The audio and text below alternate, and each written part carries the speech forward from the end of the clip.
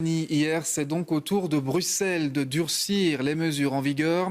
Couvre-feu à 22 h, fermeture des infrastructures sportives, fermeture également du secteur culturel. On entendra les réactions des principaux concernés dans un instant. Mais d'abord, les nouvelles règles, c'est avec Elisabeth Grootars.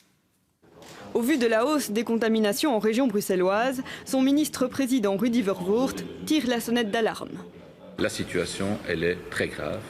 C'est pourquoi une série de mesures entre en application dès ce lundi 24 octobre. Le couvre-feu d'abord est étendu comme en Wallonie de 22 h à 6 h du matin. Les centres culturels, les théâtres, les cinémas mais aussi les musées seront fermés, tout comme les lieux récréatifs tels que les casinos, ainsi que les infrastructures sportives. D'ailleurs, toutes les compétitions sportives amateurs seront interdites dès lundi. Les plus de 12 ans ne pourront plus suivre d'entraînement ou de stage. Des mesures strictes mais nécessaires pour les autorités bruxelloises. La population doit comprendre qu'il faut limiter les contacts sociaux. Moi, je suis un petit peu effrayé ces derniers jours quand je vois encore le nombre de personnes qui circulent en voiture ou même dans les transports en commun, alors que normalement, il doit y avoir déjà une généralisation du télétravail, par exemple. Ça m'effraie. D'ailleurs, le télétravail devient obligatoire, tout comme le port du masque en rue. Les rassemblements de plus de 4 personnes y seront interdits.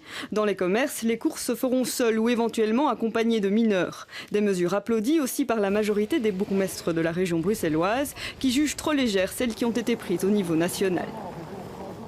Moi, je ne comprends pas qu'on n'ait pas pris ces mesures bien avant et qu'aujourd'hui, on se trouve dans une situation où des régions doivent prendre des mesures qui auraient pu être prises par le fédéral. Voilà, on en est là, il faut les prendre. Je pense qu'à un moment donné, il y a le sens des responsabilités qui prime avant tout. Moi, j'ai un hôpital de ma commune qui m'a fait un mail de détresse jeudi, me disant on n'en peut plus, on est en point de rupture, on n'arrivera plus à assurer les soins si ça continue comme ça encore quelques jours. On a déjà fait appel à l'armée, donc il faut quand même se rendre compte que ou bien on prend des mesures sévères maintenant et on les respecte, ou bien on repart vers un confinement et alors c'est l'aventure économique et sociale. Les maisons de repos se limitent toujours à 2 visiteurs différents tous les 15 jours. 15 personnes maximum pourront assister aux cérémonies funéraires. Quant au mariage, les conjoints ne pourront avoir que les témoins comme invités. Toute sortie, tout événement est donc réduit à son plus petit comité jusqu'au 19 novembre prochain. Et la région bruxelloise va donc plus loin que la Wallonie dans certains domaines. Elle ferme par exemple les théâtres, les cinémas, les centres culturels dès lundi. Comment réagit le secteur? On voit ça avec Jean-Christophe Williams.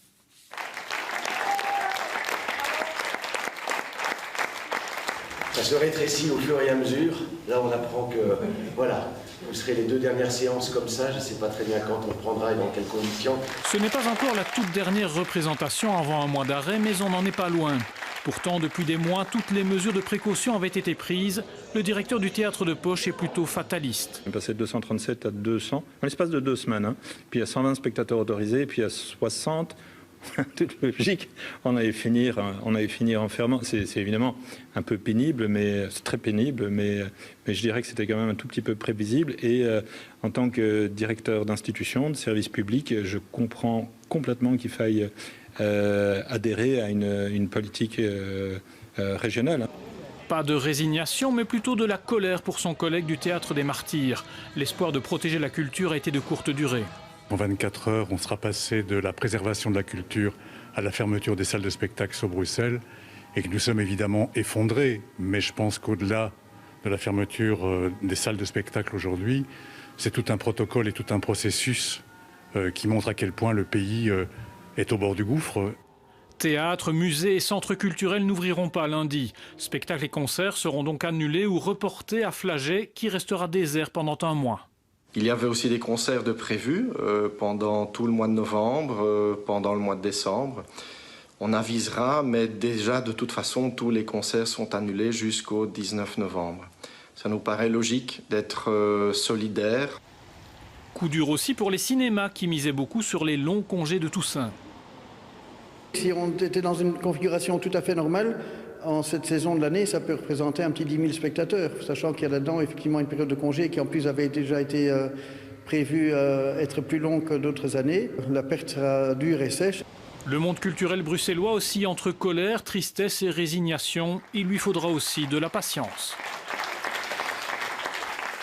Autre mesure annoncée ce samedi, la fermeture des infrastructures sportives à partir de lundi en région bruxelloise. Si vous faites du sport à Bruxelles, ça vous concerne donc peut-être directement. Bonsoir Pascal Chimet, vous êtes dans une patinoire qui a rouvert ses portes il y a 2 jours à peine et qui va donc devoir fermer dès lundi. Et oui, vous le disiez Laurent, les infrastructures sportives à Bruxelles sont impactées. Également les piscines qui seront fermées et les patinoires. Alors la seule patinoire bruxelloise est considérée comme un centre récréatif. Elle avait déjà été impactée une première fois lors de la première vague de coronavirus. Elle a dû fermer ses portes anticipativement. Ici, elle avait rouvert hier vendredi soir. Et donc cette fermeture dès lundi, c'est une petite catastrophe pour les 200 passionnés qui sont ici actuellement en train de s'adonner à ce plaisir d'hiver. Pour le gérant aussi de la patinoire, Glenn Van Oudenag, c'est une catastrophe.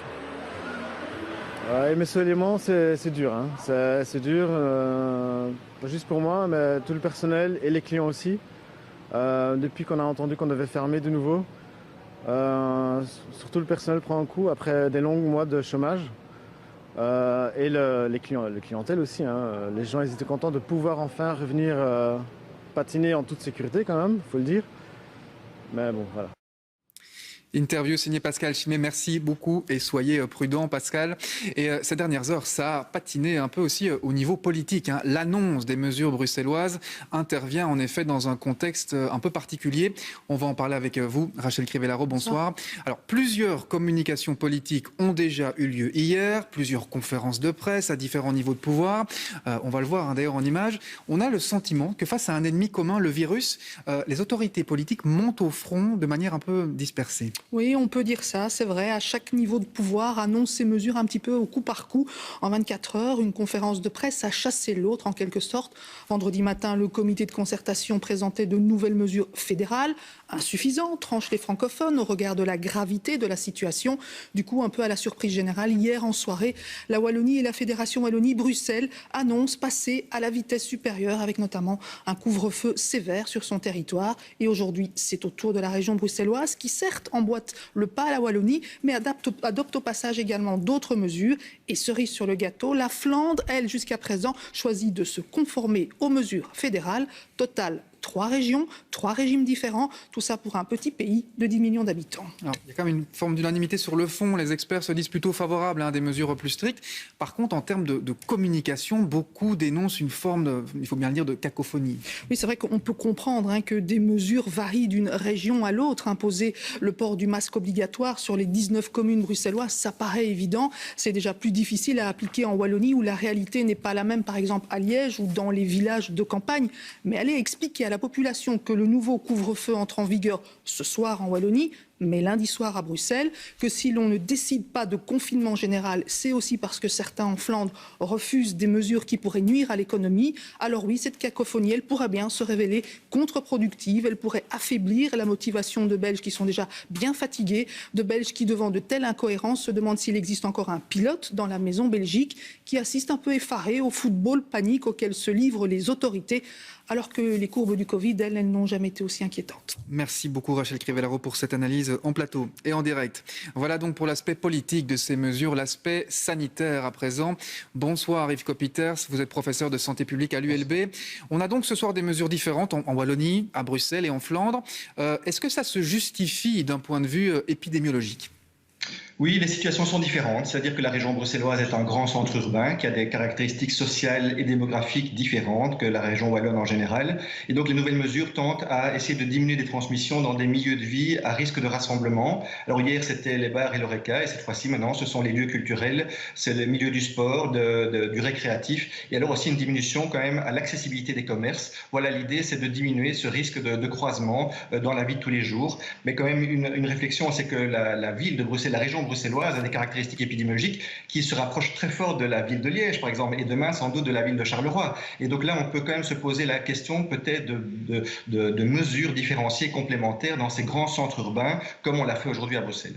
Yves Copiters, encore un élément. Est-ce que d'après vous, les mesures annoncées en Wallonie et à Bruxelles sont faites pour durer ou est-ce qu'il faut s'attendre à de nouvelles annonces dans les jours ou dans les semaines qui viennent ?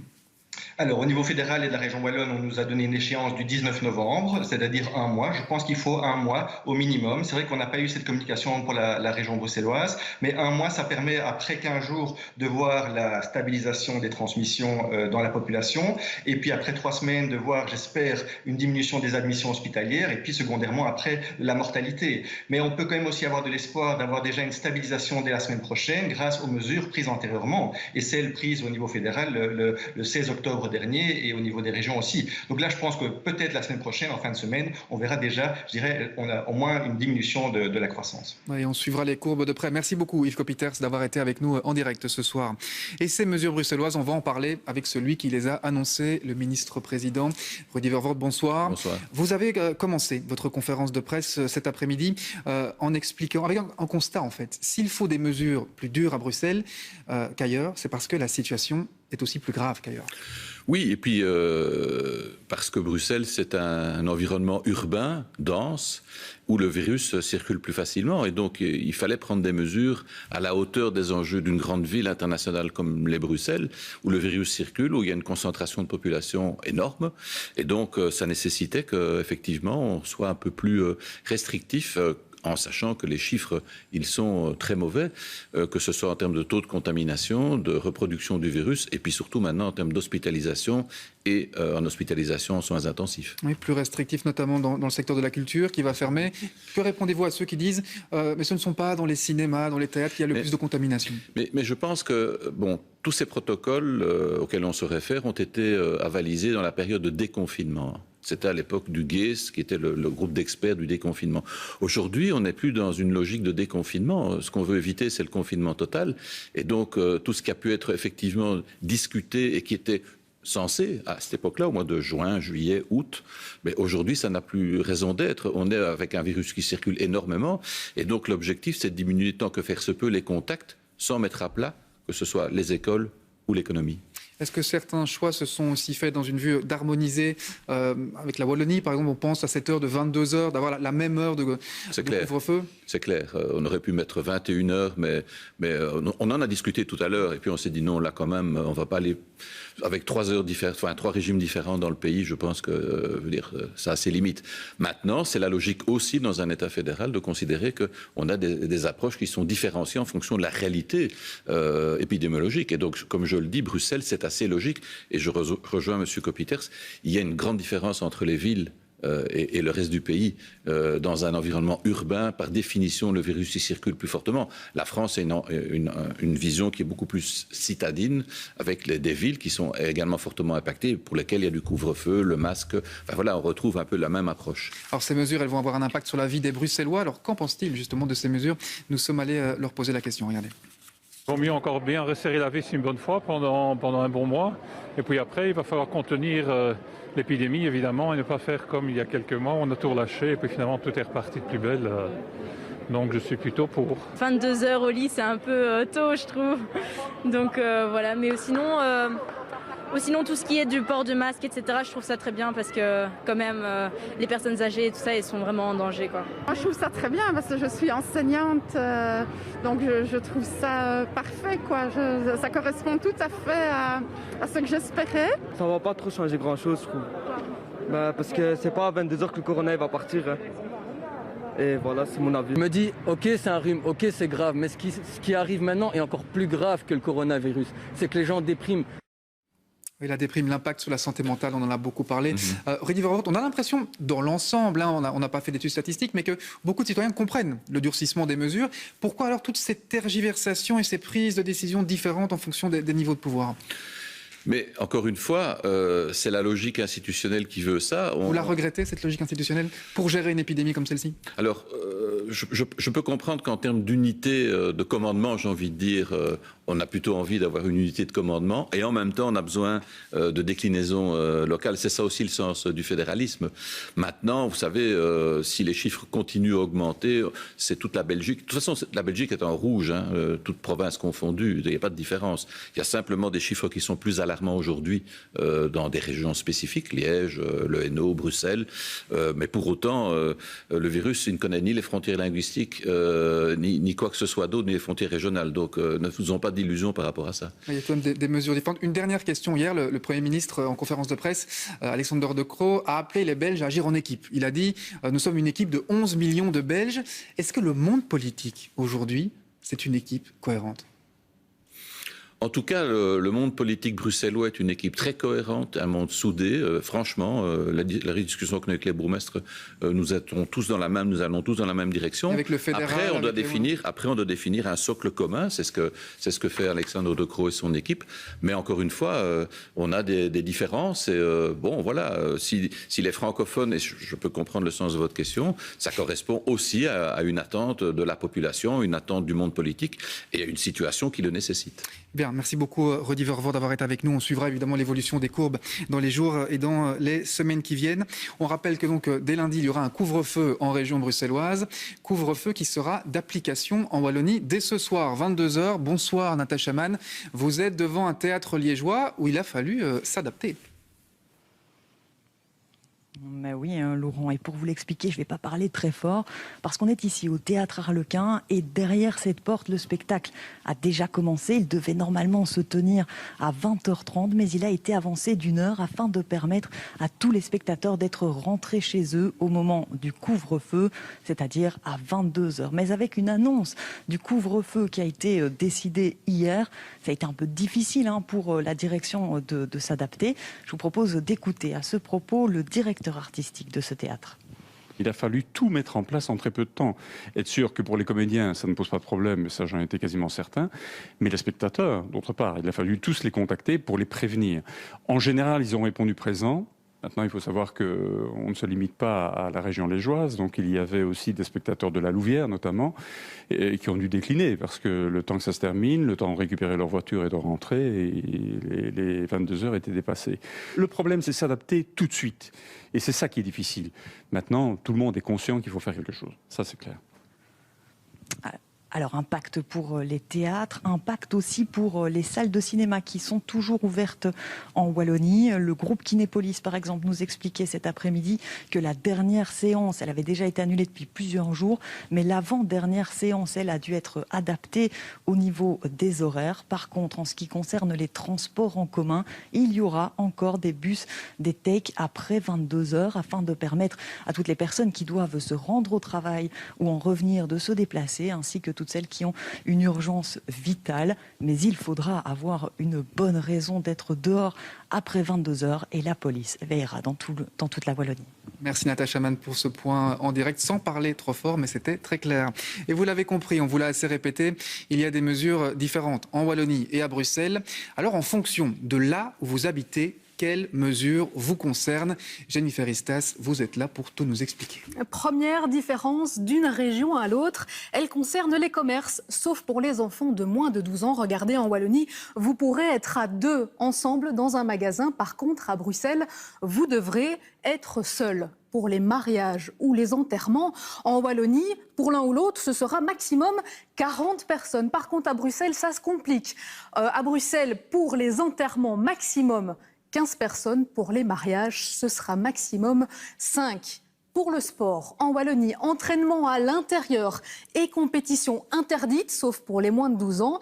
À Bruxelles, fermeture de toutes les infrastructures sportives, compétition amateur complètement interdite. Les moins de 12 ans peuvent continuer à s'entraîner. En maison de repos, là aussi, une dernière différence. En Wallonie, regardez, un seul visiteur par résident et ce visiteur, il pourra changer après 15 jours seulement. Par contre, à Bruxelles, ce sera 2 visiteurs autorisés par résident. Et là, cela pourra changer avec l'accord de la maison de repos. Alors, cela, ce sont pour les mesures qui sont relativement similaires à Bruxelles et en Wallonie. Il y a aussi des mesures qui ne valent que pour la région bruxelloise. Effectivement, et c'est le cas pour ce fameux retour du port du masque obligatoire à Bruxelles. À Bruxelles également, fermeture de tous les lieux culturels, fermeture aussi de tous les lieux récréatifs. Ça n'est pas le cas sur le reste du territoire. Merci beaucoup pour ce point en direct. Et notez que certaines communes prennent également des mesures propres. La bourgmestre de Moucron a par exemple pris un arrêté pour fermer toutes les écoles de la commune dès lundi. En cause, évidemment, la situation sanitaire. Je vous propose d'écouter la bourgmestre Brigitte Aubert. Nous avons pris la mesure ce matin de fermer toutes les écoles sur notre territoire, tout raison confondu, sauf notre école d'infirmières. La situation aujourd'hui est vraiment catastrophique à Moucron et c'est en collaboration avec nos directions d'école et tous les représentants en promotion de la santé et PMSC, l'équipe de crise, que nous avons en collaboration décidé de fermer toutes ces écoles sur notre territoire. Notre hôpital commence à être saturés. Ils sont passés aujourd'hui en phase 2B. Il n'y a plus rien après, comme disaient les spécialistes. Il n'y a pas d'autre solution. Donc nous sommes déjà au maximum de ce stade. Donc c'est vraiment une situation catastrophique. Voilà pour ces propos recueillis par Isabelle Palmitessa. Et puis, ce cri d'alarme lancé par plusieurs hôpitaux du Hainaut. Ils ont publié une carte blanche hier expliquant leur crainte de voir leurs services bientôt saturés. Ont-ils été rassurés par l'annonce des nouvelles mesures? C'est ce qu'on voit avec Sarah Hendricks et Martin Collier. Dans cet hôpital de la région de Charleroi, comme dans le reste du Hainaut, le nombre de patients positifs au Covid ne cesse de grimper. Alors pour éviter d'atteindre le seuil de saturation, 4 grands hôpitaux de la région signent une carte blanche commune. Ils y décrivent ce à quoi ressemblerait un hôpital saturé. Dans un hôpital saturé, les soignants n'auront plus la possibilité de s'occuper correctement des patients. Votre temps d'attente aux urgences explosera. Il faudra attendre qu'un patient décède pour disposer d'un lit de réanimation. Un texte écrit avant l'annonce des mesures wallonnes. Alors aujourd'hui, sont-elles suffisantes pour éviter ce scénario? Dans le 13h, ce directeur d'hôpital reste inquiet. Ça nous rassure partiellement parce que ça montre que le gouvernement wallon a entendu nos cris d'alarme. Mais ça ne veut pas dire que le problème va être réglé, notamment parce qu'il faudra un certain temps pour que ces mesures fassent effet. Dans les hôpitaux wallons, on compte aujourd'hui 1973 patients Covid, dont plus de 700 dans le Hainaut. Et au risque de saturation vient s'ajouter l'absentéisme du personnel. L'absentéisme au sein du personnel est une contrainte qu'on n'avait pas au moment de la première vague. Hier, à l'hôpital de Jolimont, 40% du personnel qui devait être sur le pont ce week-end était indisponible. Alors ça ne veut pas dire qu'il aura manqué ce week-end 40% sur le pont, mais ça veut dire que la journée d'hier, elle s'est passée à chercher les gens qui pourraient remplacer ceux qui ne pourraient pas être sur le pont ce week-end. Alors pour pallier au manque de personnel, les hôpitaux du Hainaut lancent un appel. En priorité aux infirmières et aux infirmiers qui travaillent peut-être dans d'autres secteurs ou qui ont un petit peu de temps, qui travaillent à temps partiel par exemple. Bénévolat, intérim ou CDD, les solutions pour recruter existent. Pour les hôpitaux, la crise du coronavirus et la deuxième vague viennent révéler un manque de personnel déjà criant. Et dans les mesures annoncées par la Fédération Wallonie-Bruxelles hier, il y a aussi le passage de l'enseignement supérieur en code rouge.